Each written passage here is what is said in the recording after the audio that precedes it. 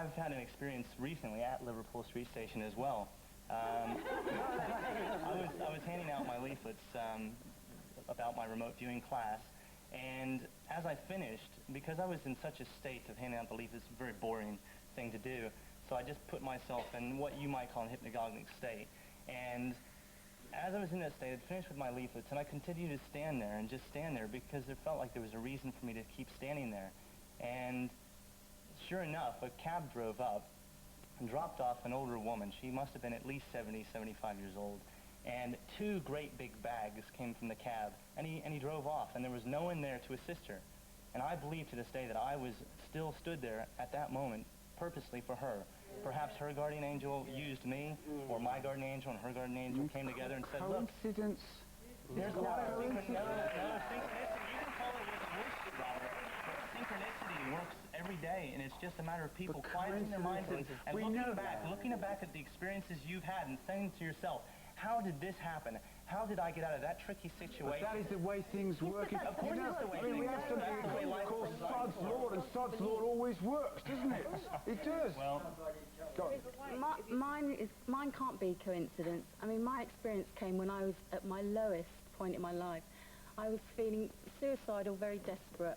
I was sobbing in my bedroom, and I asked for help. I don't know why I asked Archangel Gabriel for help, but I asked. Within 5 minutes, the phone rang. A friend of mine who's a spiritual healer asked if I was okay, and I said no, I wasn't. I was sobbing uncontrollably. He said, I've got 2 hours spare, come and see me. As I walked in to see him, he said to me, Archangel Gabriel has walked in. That was the connection. I mean, how did he know that I'd ask Archangel Gabriel for help? How did he know? Steve? 1 in 16 million people win the lottery. But you say your angel helps you with this remote viewing to draw what's in people's minds. I think, without a doubt, there is a realm that's there, that exists purposely to help us in this incarnation. And when I go into a state for remote viewing, then yes, there are obviously entities there that are there willing to help me, and there are probably entities that are willing to actually... Angels. Call them what you will, angels, guardian angels, Aliens. But why should whatever you wish to call them. Why should they help you draw? For Because that's what instance, they're there for. if I At the end of the day, that's what they're there for. to draw what's in my mind? Why? Well, not to draw what's in your mind, but if I'm in with remote viewing, which is a repeatable exercise and can bring out very accurate information, the U.S. government wouldn't have spent filthy amount of money on something that they weren't getting anything back on. Yes, they had this project. They do it all the time. They had this project in existence for 20-plus years before it was found out with the media. And now they say that they've gotten rid of the project because it wasn't working. Well, why did they spend so much money and devote so many years to something that wasn't working? Don't you think that what you're actually saying is that angels or entities might be actually influencing your life? They're actually making you do something? Or, no. I've got free will to do what I wish. At the end of the day, I believe there are entities out there that are going to help keep me on my path that I've chosen for my life. You implied you haven't got free will. Yeah, exactly. You implied when you stayed in Liverpool Street Station that something outside of you made you stay there. That's nothing to do with my free will being taken away. I was at a state where You were put there. I was being helpful. I was at a state to where I was able to receive, information from the other side. You said you didn't know why you were staying there. You stayed there because of some external influence. Yes, he did, didn't he? Yeah. No, I mean, I have no personal one-to-one experience with angels as in an image, but I do believe in the power of energy. And we're all energy. And if we're down here on this physical level, at this state of energy, then who are we to say we are the only height of energy we can reach? We're not saying that. Nobody's saying that. We'd all love to believe it. I mean, we'd all love the angel with the wings on. That's what Wouldn't we? Not in disguise, but in the wings on our mantelpiece or whatever. They are the higher concept of what higher vibration is. Higher energy, pure form, pure energy. There is something more, I've never actually seen an angel or say there's one, but I did after a month after I lost my husband, and I lived entirely on my own, and I actually felt, I was going up the stairs and I was crying, and I actually felt the hand on my shoulder. Now I didn't see anything. Why should it be an angel? I didn't say it was an angel. But you felt some presence. But I felt that presence. And you're not normally prone to believing in? No, not really. Not really? But, what does that mean, not really? Well, no, I must say, actually... I do believe very strongly in prayer. But this, I didn't see anything physical, but after that, I sort of accepted They're what there had to happened. comfort. you know. What's wrong with that? They're there to comfort you. Oh, absolutely. You know? That's showing a need on your part. Yeah. I must say, perhaps our viewers might be, you'll be interested, our viewers might be interested. We have a really fabulous assistant producer here called Anup, who worked on this particular program, but she also worked on a program we did similar to this, I don't know, a year, 18 months, 2 years ago. And she doesn't believe, because she's a Kilroy researcher, she's a scientist, isn't she? She's rational. She only believes in evidence. And she was walking home, headphones on, listening to some music. I think it was Robbie Williams. It would be Robbie Williams, wouldn't it? And she's got, and so in her tape, and suddenly in the middle of this tape, she gets the Lord's Prayer. And it completely freaks her out. Richard! No, it wasn't. No, this is a year or more ago. We've got a picture of Anup. Where is Anup? Can we put a picture up? Have we not got? That's Anup. So, and that's the scientist. That's the rationalist. So perhaps there is something in this. But when Is there something? Yeah, go on. When you played the tape, did you hear the Lord's Prayer? Have you played the tape back? Do you know, I never thought to do Oh, that. go No, on. we must go through it. You with can it. pick a No, radio she's- station up on a Walkman sometimes with some can you? strange Oh, combination of something. that is so reassuring you said that. Oh, really? I've given you an Because answer. we're all worried about it. Because she's a really kind of down to earth, needs the evidence, has booked a lot of you here today and talked to you. But she actually, after that program, went home and where did this come from? You can pick up radio signals on an electric kettle on a good day. Isn't it nice to have a scientist around? You contact angels, Peter, don't you, for other people? I do. I go into a meditative state because I alter my state of consciousness, so I'm meditating, and then I open the doors, what I call to spirit, and go beyond. Now, 15 years ago, I do it for other people, but I do it for myself as well. 15 years ago, a being came to me who I'd never seen before. I know a lot of my own helpers in spirit and guides, what have you. And I saw this being as a pillar of light. And he told me, later in life, I was 30 then, he said, later in life you're going to have cancer, but you will get over it. And I've now just finished, pardon me, my chemotherapy. So, and what kept me through was the notion that this being, who I didn't see, who was just a big pillar of bright light, said to me, you will get through. So I've been very positive with my lymphoma. But I also work for a concern, for a company, where we are all gifted mediums and psychics, and people can phone in and have a reading with a tape. They can have astro angels, they can have a mediumship reading, whatever they want. And again, before you log on and do your work for this company, you tune in, you meditate, and then you wait for the phone to ring, you pick it up, and you give them people who've passed on. Now, they can be... Well, so hang on. Never mind all that. Let me finish. I ring you, and you can put me in touch with an angel. What I can do is open the door to spirit. Now, you have many layers of spirit. You have people in your own family, friends, etc., who've passed on. That's one layer. You go to a higher consciousness for angel, guardian angels, etc., and we can channel them through. How do you do that? Because I said you meditate and you go through. Well, it takes practice to do this work, yeah. Steve, hang on, Steve. Yes, you can do it. That's what I'm saying. You can do it yourself. You open and meditate. I think the astonishing thing that's come out of this discussion is that everybody's view of what constitutes an angel is entirely different. Yes, because we're individual. Sure, but individual. doesn't that testify to it being an internal experience of everybody? No. So you're going to tell me a big beam of light told me that 15 years after my 30th birthday, I would go down with lymphatic cancer, but I would get through it. You see? I can't comment on what, I don't know what was said to you. But if you'd written it down at the time, you had it notarized, put it into the doctor's surgery, and I would accept it. But I've got to say, listen, I've got to say, I start to get worried, Robert, when we commercialise the angels.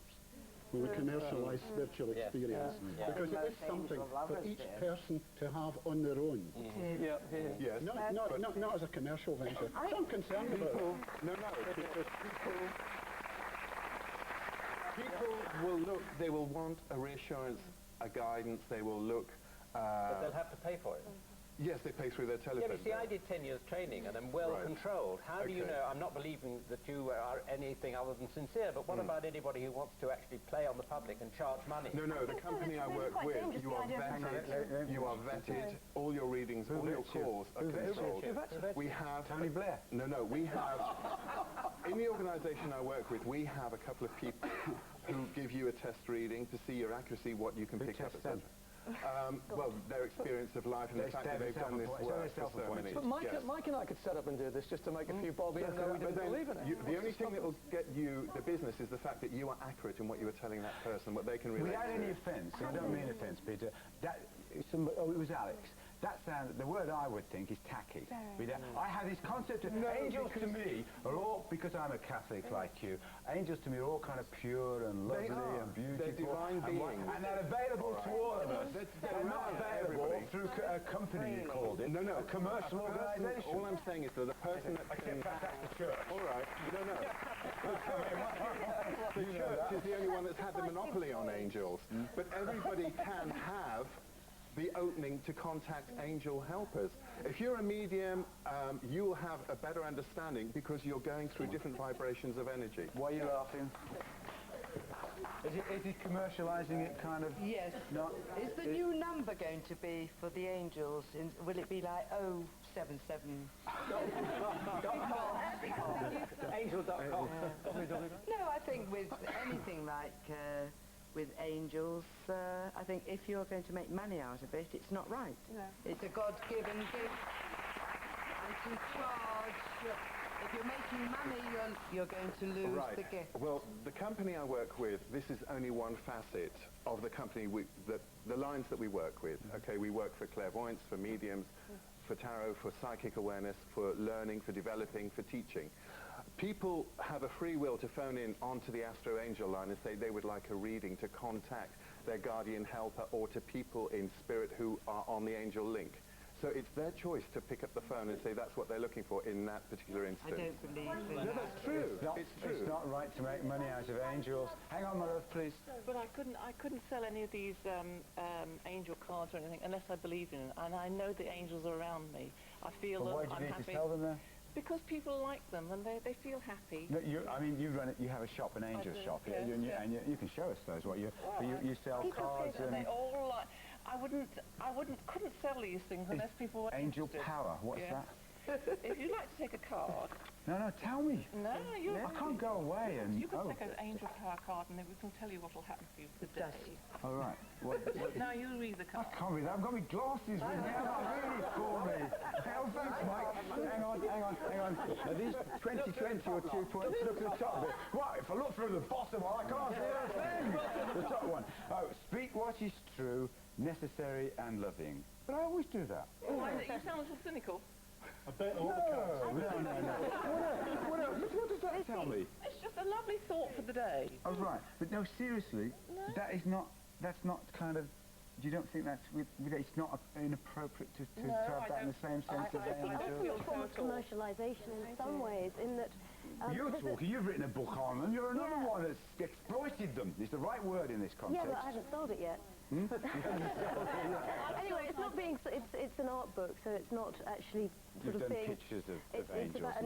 It's a sort of historical So what are we saying here? I don't necessarily object to this. There's nothing wrong with it. Let's be clear about anybody earning their living.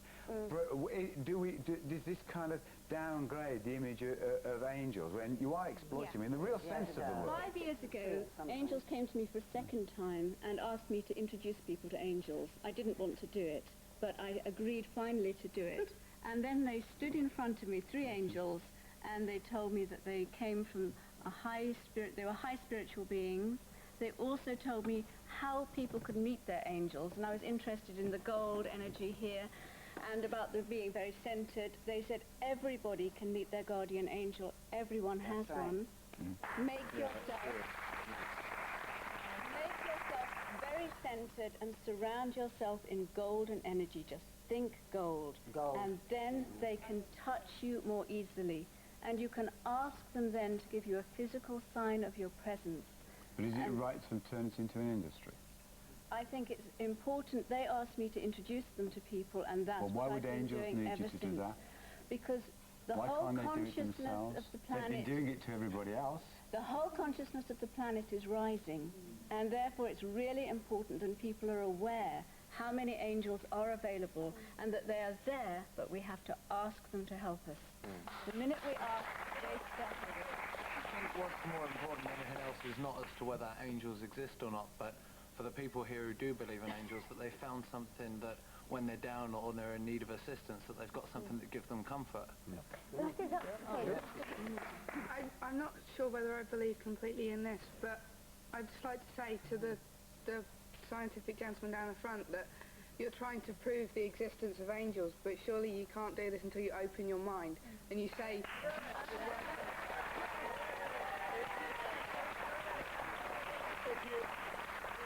If you open your mind wide enough, an awful lot of rubbish can fall in. Oh, but you practiced that line, haven't you? Tell me what you're doing. Me? Yeah? I'm doing your guardian angel. I've tuned into you. Yeah. And your guardian angel has come through, and the portrait is... What do you normally do? Tell me what you normally do. You normally... I'm a healer. But you can draw people's angels?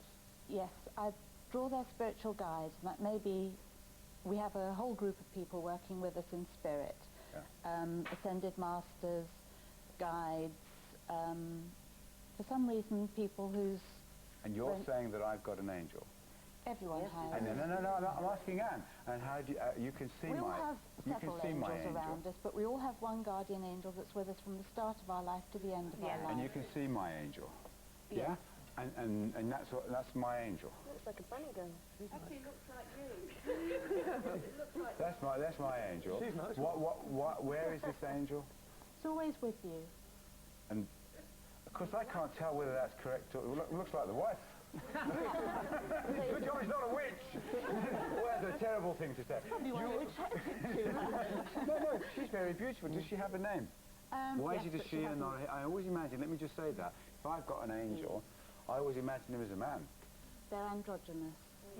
They are. Yeah, excellent. They will slip into one sexuality or the other if you respond to that more easily. Well, I've done programs on that too. We'll be doing that again. If it does you some good and you actually enjoy it, and most of the people here seem to be very sensible and very kind of feet on the floor. Well, some of them, feet on the floor. And it does them good, and they feel very positive about them. It gets them through the day or through life. And there's nothing wrong with that, is there? Take care of yourselves. If you'd like to join Robert in a program about feeling attractive at 50 or another about gambling, call now on 0990 100 771. Are you in your 50s? Do you feel old and frumpy? Or are you still glamorous and sexy? Do the men still want to date you? Do you think middle-aged women can still be sexy? Secondly, do you have a gambling problem? Do you love someone who is a gambler? Is gambling putting a strain on your relationship? Have you or your partner successfully got over a gambling addiction?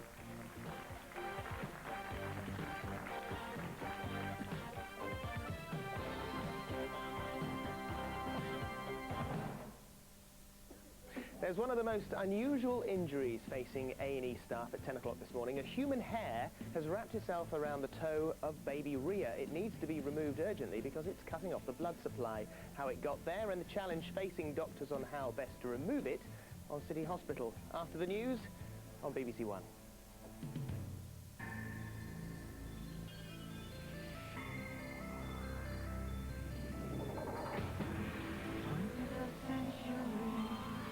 Experience the dawn of a new millennium with BBC One in one of the most ambitious live broadcasts ever.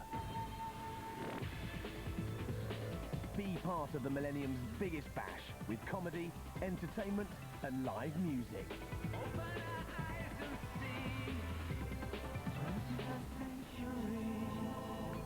Join BBC One's countdown to the new year as we bring you the people and events that will take you into the 21st century. Travel around the clock, across the globe and throughout the United Kingdom for over 28 hours of continuous coverage. 2000 today. The celebrations begin New Year's Eve on BBC One. A summary of the BBC News now on BBC One with Anna Ford.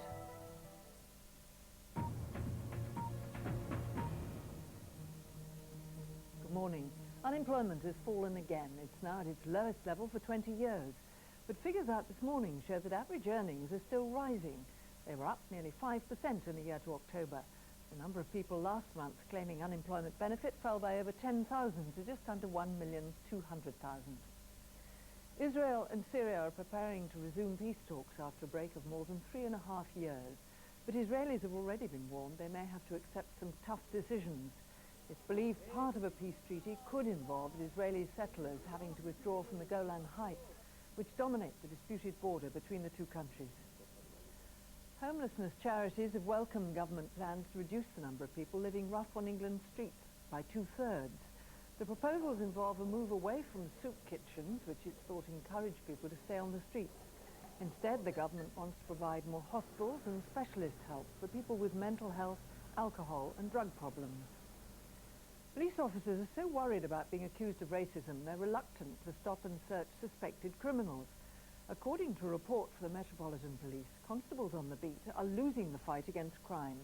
It says the number of incidents of stop and search have halved since the report into the murder of the black teenager Stephen Lawrence, and it points out that crime in London has increased over the same period. The governing body of British Athletics says it's now happy with the plans for the new multi-million-pound redevelopment of Wembley Stadium. UK Athletics says it's been reassured that the venue could be adapted to stage the Olympics. The government had given the developers a deadline, which expires today, to change the plans. That's it. I'll be back with more news in an hour.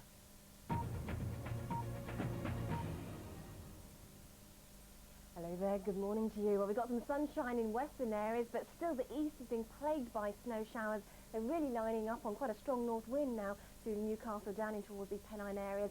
And there'll be some further snow showers too across in East Anglia and Lincolnshire. You could see a few centimetres even down at low levels. There's some tricky driving conditions in the east then. Out of the west, there's some decent sunny spells, but it is going to be a cold day for all of us. Temperatures ranging from 0 in Scotland to around 3 or 4 at best in the south. Still to come this morning on BBC One. In a moment, Philip's at the City Hospital catching up with Gemma, who spent much of the last year having treatment for a rare cancer of the knee. Top tips on avoiding family fights at Christmas and music to boogie to from Bjorn Again. That's in the club in an hour. Then the Real Rooms team are brightening up a dining room in Kidderminster. Even though they're indoors, they'll need green fingers at 11:30. It's all to come this Wednesday morning here on BBC One. Home front and looking good have joined forces in improved resources. Fantastic, can't wait. And are now making ready... Horrible, horrible, horrible. To reveal all. Okay, that horrible. Practical tips on how to make your party of a lifetime... The opposite Luke. I am Tom. Go with a bang. Millennium Party, tonight at 8 on BBC Two. See me naked. Here on BBC One now, we're joining Philip Schofield at the City Hospital. How beautifully festive and, I might say, very stylish. I'm very, very grateful. Yes, yes. Good cheer is obligatory on the orthopaedic unit, you understand? Morning, welcome to Southampton General Hospital and the orthopaedic department. Mr. Bree and Mr. Barrett, of course, who you know from Children in Need and all this sort of shaving episode and business that went on. They won't recognise me. Well, it hasn't grown back. No, no, I'm as clean-shaven and hopefully as clean-living as you are. Yes, yes, I intend to keep it completely nice clean-living. And clean. Yes, absolutely. So people have said that you're actually a lot more attractive without the hair. Yes, which worries me. It means I spent most of my adult life. Only when they stop laughing. So it actually doesn't look that bad. And your chest hair is coming back, but a little prickly. Oh, absolutely, desperately prickly. Oh, I can understand. I'm glad I'm not a girl. You have to go through this all the time. But I mean, desperately prickly. What does sort of an eminent consultant ask for Christmas? We don't know anyone. No. Who's an eminent consultant? No. When we see an eminent consultant, we'll ask him. But what we'd all like for Christmas is some more nurses. We need some more nurses. They don't come gift wrapped, do they? Well, we may be able to find you a few. We actually were very short of nurses over the Christmas period, actually most of the time. Yeah. And so if there's a real thing we'd like, it would be more nurses for the ward, really, to make sure we can carry on doing the surgery. Yeah. Like people to come into nursing. It's a good job. Very rewarding job. I think that's more people to come into it. A fine moment to roll the opening titles.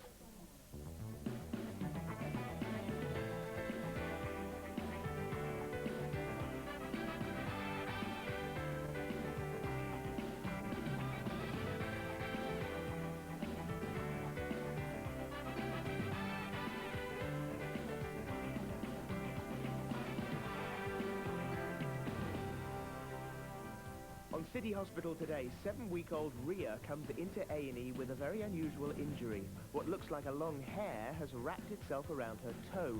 She needs urgent treatment because it's cutting off the blood supply. Heather Darley reckons she may need counselling to get back into a car. In the past few weeks, she's been involved in 2 serious accidents, made worse because she's 23 weeks pregnant. And builder Les Murray is used to ladders at work, but when he put up the Christmas tree at home, he broke the ladder, the tree, and his leg. And we'll also be meeting one of Mr. David Barrett's favourite patients, Prim Taylor. Do you remember this? OK, so we're going on air now. Lovely. Take it away, please, in 5, 4... This is the Prim and Barrett show. 5, 4, 3, 2, 1, and cue. I'll now hand you over to Mr. David Barrett, consultant, after which we will carry on with our tour of this very famous hospital. And that's all today, Friday, the 15th of October. Oh, darlings, you were gorgeous. Oh, fabulous, darlings. Lovely. Lovely. Magnificent. She's a very good floor manager. She's a very good floor manager, Gabby. You know that? Don't look at me like that. Heather Darley, who is 23 weeks pregnant, is thinking of calling her baby Lucky because both she and her baby have survived 2 serious car accidents. You really are not going to say that you're lucky in cars, are you? No.